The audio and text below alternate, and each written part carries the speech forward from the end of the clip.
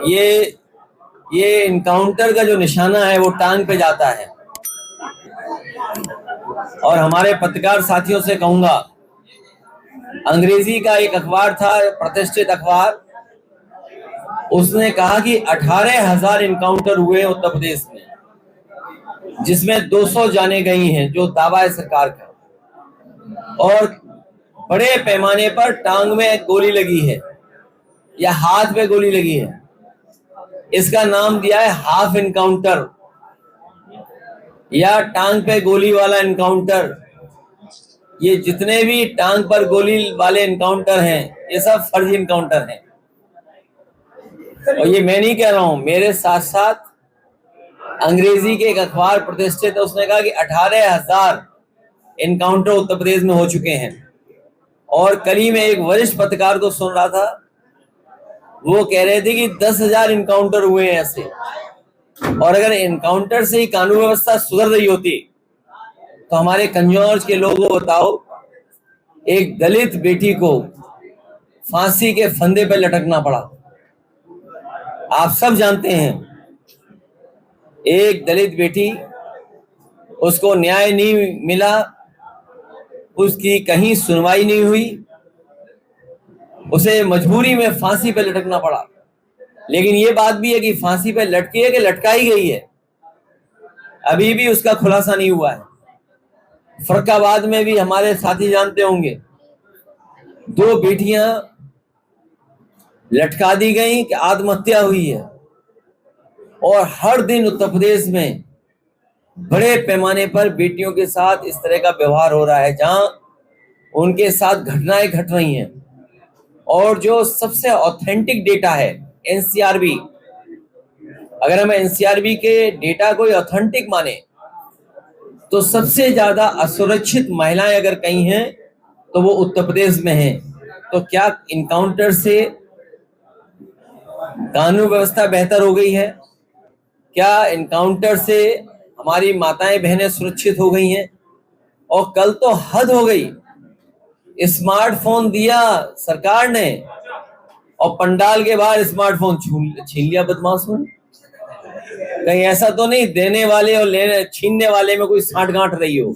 हमारे कभी किसी साधु संत ऋषि मुनि आचार्य किसी के बारे में हम समाजवादियों ने कभी टिप्पणी नहीं की होगी। हाँ, हम लोगों ने टिप्पणी जो की है वो मठाधीश मुखर्जी जी पे टिप्पणी की, अगर की होगी तो, वरना हम लोग कभी किसी पे टिप्पणी नहीं करते। हम सबको पूजनीय मानते हैं, हम उनका सम्मान करते हैं। लेकिन अगर मठाधीश में ही अगर किसी को शिकायत है तो बताओ, हमारे मुख्यमंत्री जी तो मठाधीश मुख्यमंत्री हैं, तो इसमें क्या खराब बात है? इसमें भी शिकायत है क्या? 17 से पहले बिहार के जो गरीबों का भोजन था वो आपके गुंडे ले जाते थे। भाजपा का कहना है, भाजपा का कहना है, इन भाजपा के लोगों से पूछिए,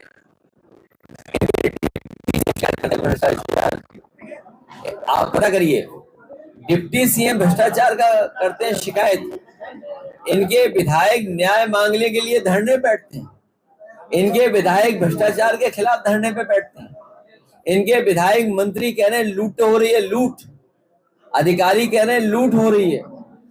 तो बताइए, ये भ्रष्टाचार और बेईमानी किसकी सरकार में ज्यादा है? इसलिए पुरानी बातें न करें, आज के समय पे क्या चल रहा है ये बताएं।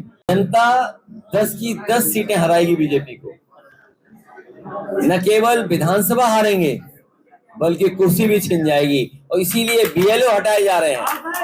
सोचिए, सबसे छोटा कर्मचारी कौन होता है? बीएलओ। जात के आधार पे बीएलओ अपॉइंट हो रहा है, जात के आधार पे एसडीएम अपॉइंट हो रहा है, जात के आधार पर और अधिकारी अपॉइंट हो रहे हैं। मुझे खुशी है कि आपके ही बीच का एक साहसी पत्रकार ने एक सूची जारी की है, आपके ही बीच का एक साहसी पत्रकार, उसने पूरे उत्तर प्रदेश की सूची जारी कर दी है कि किस तरीके से एक ही जाति के लोग कहां-कहां बैठे हुए।